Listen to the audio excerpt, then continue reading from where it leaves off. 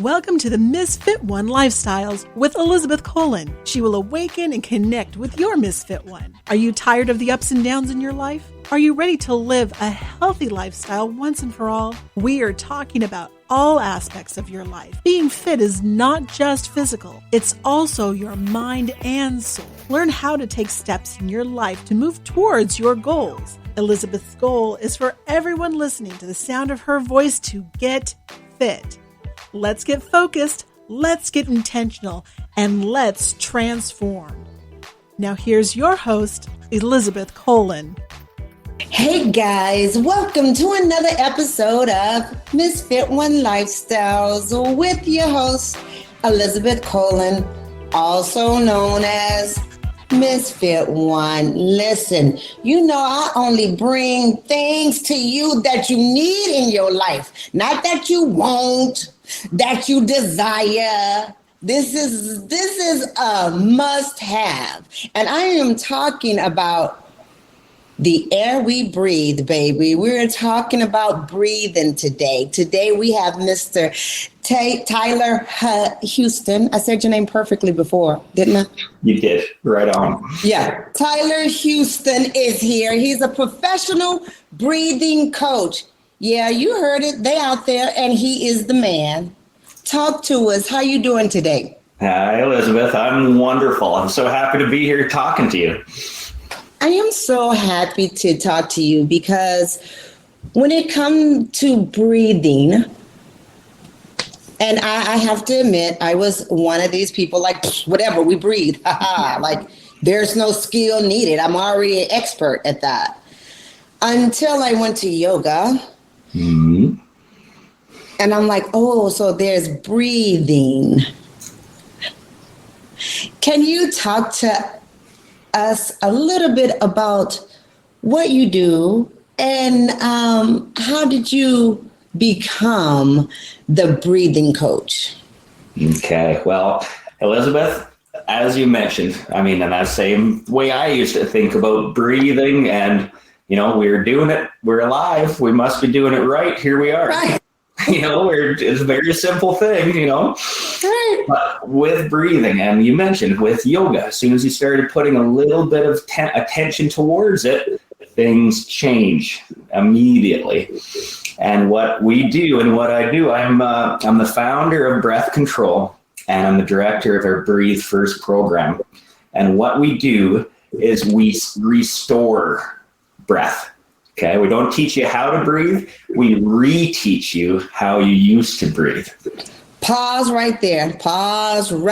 Before we get deep into this, y'all get your pencil and your paper because I need to learn how to restore my breath. And so do you. So that's right. Talk to us. Tell us, Mr. Huston. All right. So let's break it down with that word. We're trying to restore the before.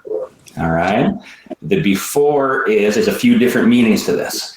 Before life throws all kinds of things at us, before diets are involved, before screen time is incorporated into the way we breathe, before we're sitting in uncomfortable chairs for too long in elementary school, that changes our breathing, before sickness, illness, psychological injury as far as traumas, physical injury. These are all things that will have a direct impact on how we breathe and the way we breathe.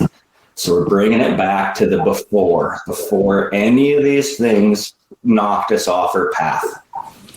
And how was it before? I don't remember. That's right. Well, I remember. That's it. Well, uninterrupted, right? Just think about last time you saw an infant or a toddler running around without a shirt on, how they would just breathe beautifully from the spine outwards, right? Just uninterrupted, uninhibited, just that natural breath. And again, breathing has been around for, forever, but yoga and things have been around for many thousands of years.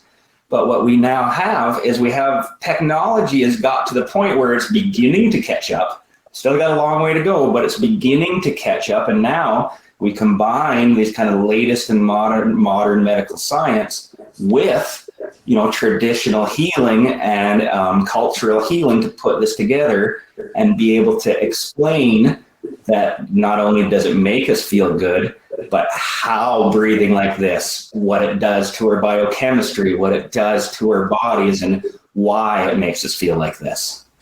Yeah, well, we just to go deep into it, because once you said that, I was with my granddaughter, and she's 3. Okay. And we were playing and running around, and her little belly go when she breathed, and it's true. They just breathe. Now, as a vain old lady, we trying to hold our stomach in. We don't. Yes.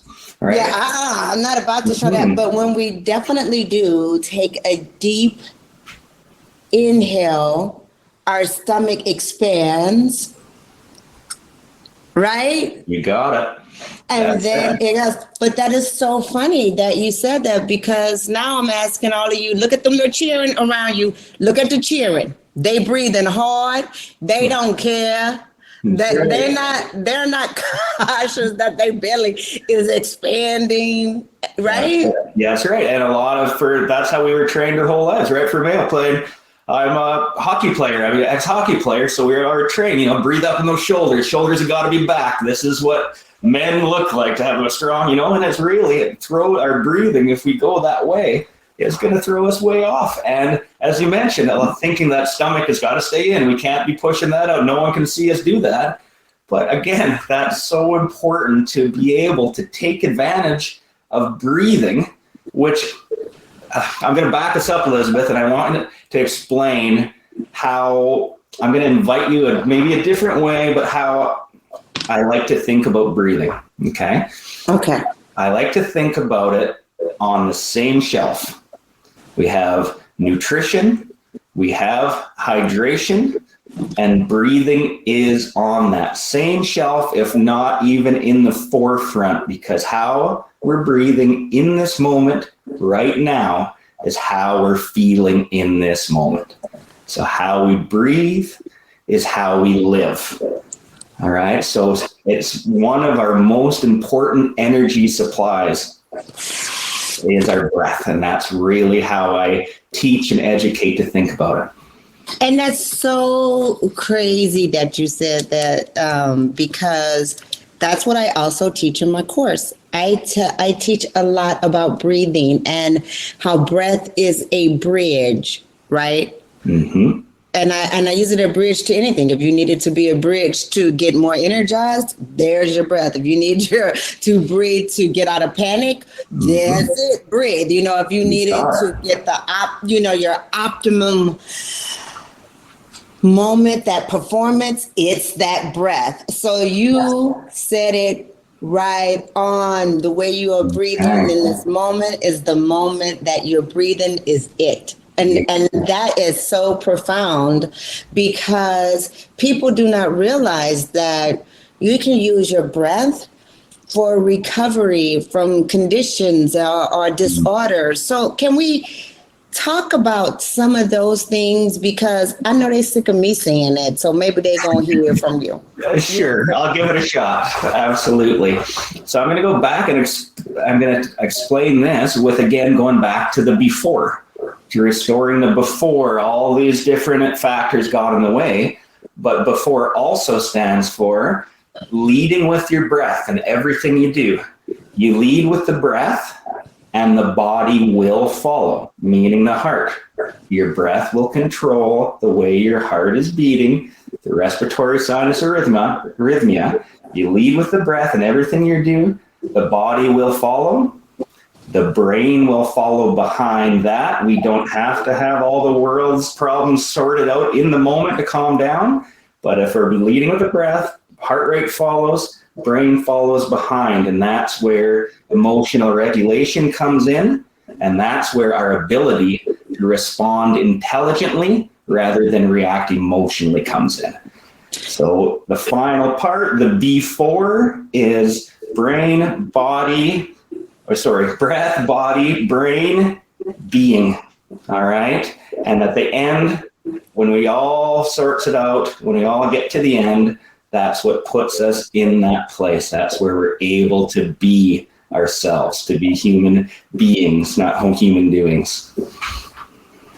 I love it. I love it. I love it. I love it. Because, so okay, can you tell me what the before is again? Say it that one more time. Okay, before Stands breath, body, brain, being. Okay, that's your before. And we're also talking about the before, all of these other contributing factors threw us off the way that we breathe, threw us off our natural way that we breathe. Wow. It's so important. I mean, when you said that, it kind of made me think like, yeah. And I tried, listen, I try so hard.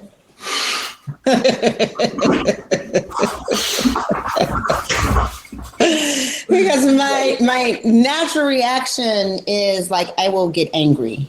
Like I'm the little kid that will push the kid down in the sandbox. I'm gonna be honest, right? I wasn't like the flower girl and I want to be your friend. No. Oh, come on, Elizabeth. You didn't have that halo. Yeah, I know. The face was like, oh, but I was like, right? So I had to learn as an adult. I want to say as an adult, I had to learn to breathe before I react. Yes. Because my tongue is quick. You say something, I'm popping back like, bow. Yeah. But I had to learn that, okay, just woosah for a moment, rub your ears. Did you used to watch Martin? You probably never saw him. I know exactly what you're talking about. Yeah, I know exactly. That's what I thought of as soon as you started doing that. Woosah.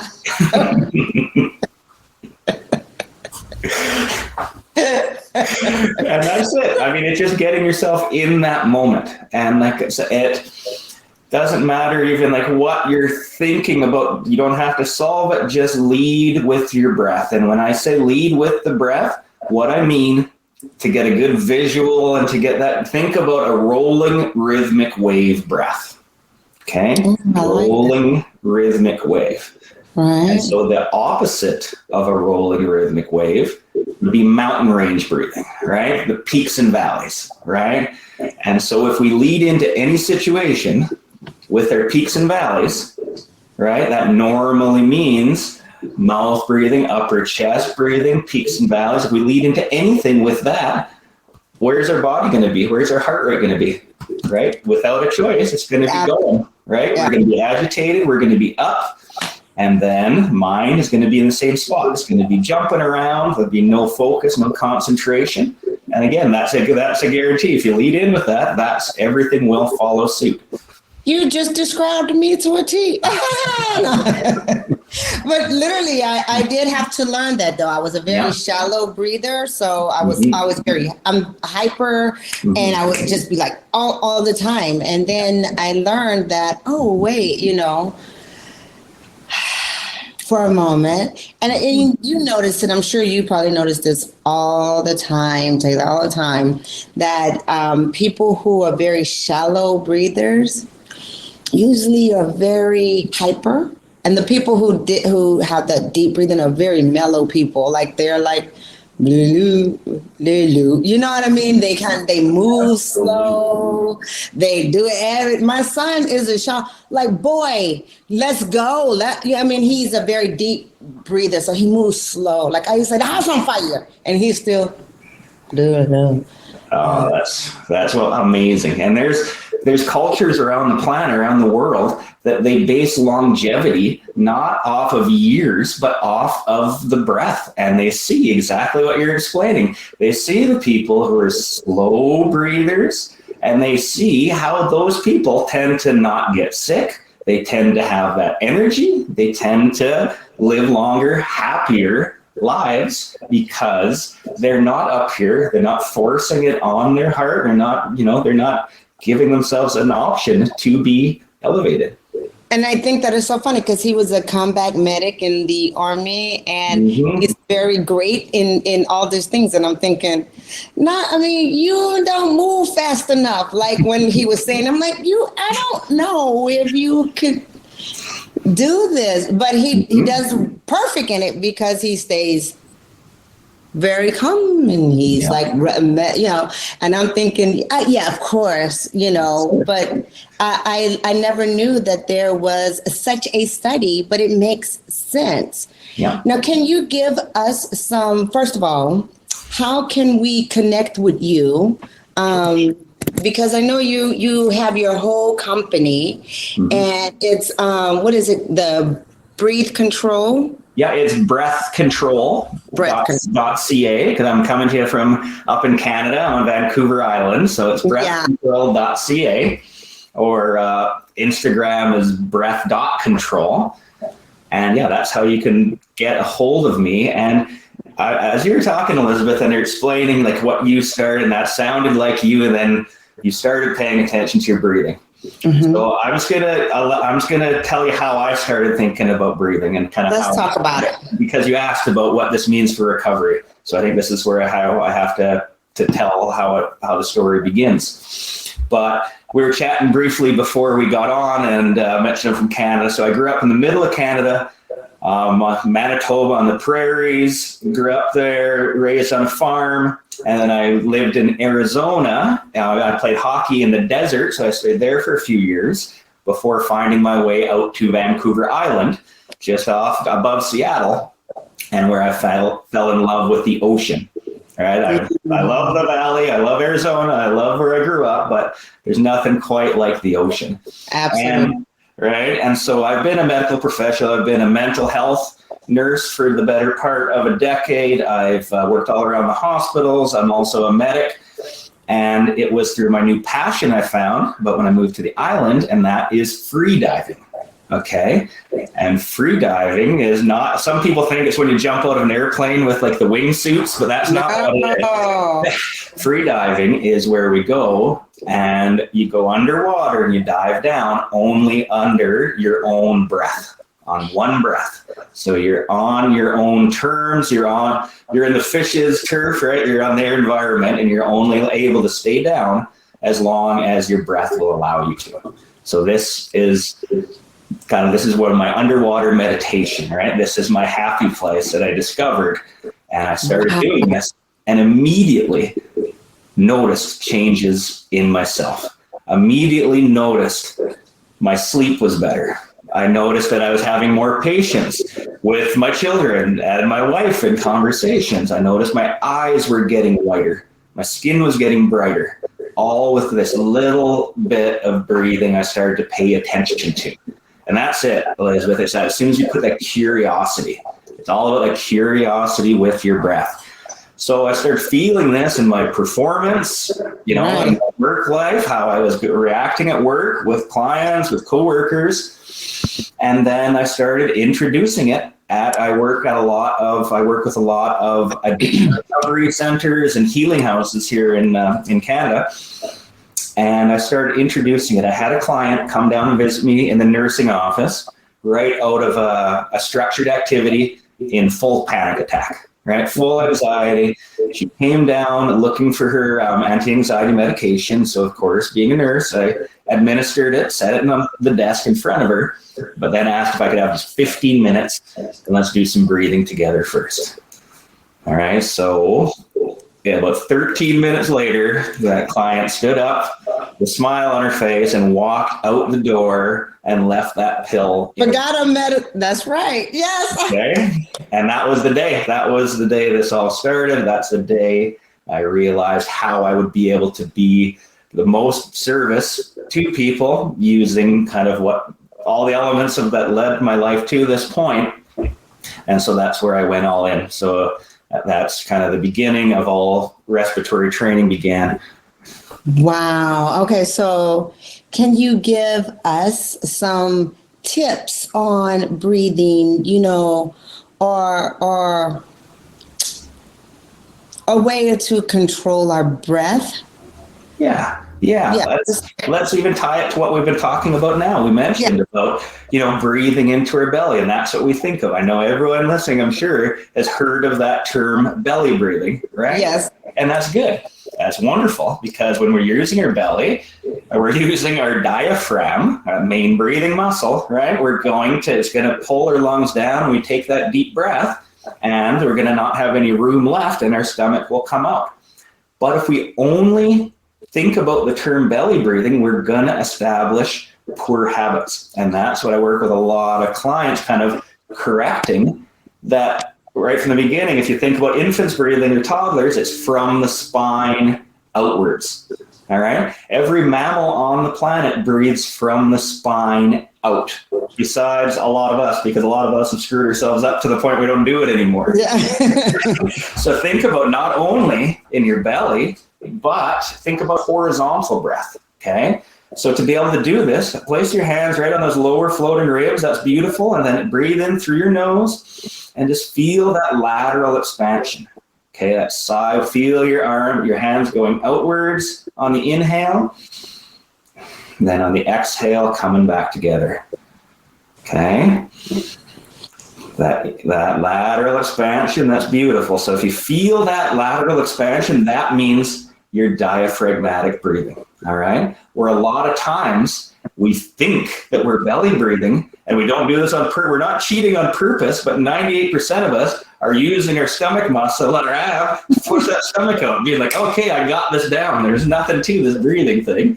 I think that is so funny you say that, because I was demonstrating it, because that is true. They go, right? Yeah. It's like, no, you got to expand. And I heard somebody, maybe Allie Love one time on Peloton was saying, like, you're going to, like, if you had wings and if your wings were going to come out. Now, I love that because I'm a little crazy, but that is like, wow, if you did have wings, that you would have to let that expand this so that they can come out. It's just not your belly. Yes. So I love that fact that you tell us how to do it, because a lot of times we do get confused when you say breathing out our belly. And then that also leads into not only just bad habits, but hyperventilating. That's it. Right? You're keeping it down low. And that's only, we're 2/3 of the way done. We have to breathe out. We still go breathe into the belly. We breathe out to the sides, but we can't forget about breathing into our back. We have the majority of our lungs are situated on the back side. How many of us knew that? I did. And he's not talking about on your booty, y'all. Not your back side. Yeah, that's right. Above. They like, oh yeah, my lungs big. I got big lungs. But yeah, that is so true, because it is an expansion of your whole body. And so I hope you guys did that with him, because if you didn't, rewind and do it again, because it's facts. It will change your life. Breathing is so important, and I know people think I'm crazy when I say, just stop and take a breath for a moment. Let's just breathe together. Let's just do that. Let me hold your hand. Let's inhale, hold it, exhale. And you teach this to extreme athletes, performers, and just to everyday people. And I think this is so profound. I thank you so much for doing this, because we all take our breath for granted. Mm-hmm. And it actually has magical powers. My husband get mad when I throw magical and stuff. It's not magical. In a way, you feel it. You feel it immediately as soon as you switch it in that moment, right? And just throw out there, if it is magical, right? In this magical way, every day we talked about how, we're these different things interfere with breathing. And we only really, on average, we're only taking in about 50% of that potential aerobic energy that we could be using in our everyday. So think about that. Our most important energy supply, we're waking up first thing in the morning and we're dumping half of that down the drain before we start our day. Okay, so how important and how vital that is in your lives. How can we stop? That's a great thing. What can we do in the morning to kind of get some of that energy and power back? Just to start off with, make sure as much as possible in and out through your nose. So important, in and out through your nose. Our nose is designed physiologically to do 30 different things that our mouth does not do. All right. So if we breathe through our nose, it will get that air down much deeper, right down to the basement of those lungs. And that's where the magic happens, is when we get it down to the basement of the lungs. Wow, I didn't know that. See, I learn stuff new every day. This is so awesome. Again, tell us, how can we find you and stay connected? Okay, you can find me through breathcontrol.ca is the website, or on Insta is breath.control.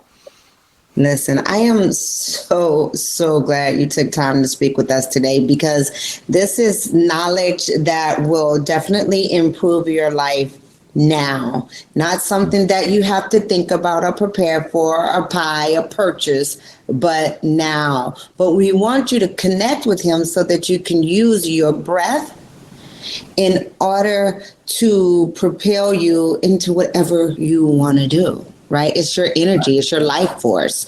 So I got 2 questions before I wrap this up. 1, how do you take care of you? How do you start off your mornings? That's a great question. I take a moment and I go through a sacred breath ceremony, and that's my time. All right. And that's so you get out of bed and kind of, you can situate, make sure your kid's still sleeping and maybe making breakfast, but then come back and just, set myself up with, 15, 20 minutes, and I just focus on my breath. So I'm not talking about, specifics of how many seconds in and how many seconds out. I'm just feeling my breath. I'm feeling as it goes in. I'm connecting with that sacred breath, knowing it is that breath. It's the first thing that how we started life. It's how we're going to end life. It's what connects us to everything else out there and everyone else doing the same thing. So I just take a few minutes. I do that, bring that breath in, put it out, and just use it to connect with creation, with everything all around us. Wow. Thank you so much. That is pretty cool. That is really good. I'm going to have to start implementing that. I meditate in the morning. So I do get my little breathing in, no, I'm just kidding. I really, I do meditate in the morning after, my devotion. But last question. Okay. What is words of wisdom you would like to leave us with? Words of wisdom. What can I leave for you today? What do you want us to really think about? Focus. Any takeaway from today? Okay, I already kind of left a few things that I would like to repeat right now, but I won't do that. But as far as biggest takeaway, just be curious with your breath. Okay, just all about curiosity. And as soon as you pay attention to that breathing, that little bit, it's going to take you. All right, it'll pick you up and take you along. Bam. That's it. Just be curious with your breath. I love it. I love it. I love it. Again, thank you for coming on and sharing these nuggets with us. I promise you from now on, everybody listening today will be breathing differently. I can guarantee it. I love it. Elizabeth, it's been a pleasure. Thank you so much for having me. You are so welcome. Thank you. And until next week, you guys, live fit. I hope you enjoyed this episode of Misfit One Lifestyles. Listen, when you are fed up and sick and tired of living this stifled, overwhelmed, and overstressed life, and you're ready to live the fullest, richest, and healthiest life by gaining more confidence, more energy, and more clarity, living in your best self, you know what to do, right? Go ahead, go to my website, misfit1.com. Sign up for our online courses, Creating Healthy Habit, so that you too can live fit, focus, move with intention, and transform your life.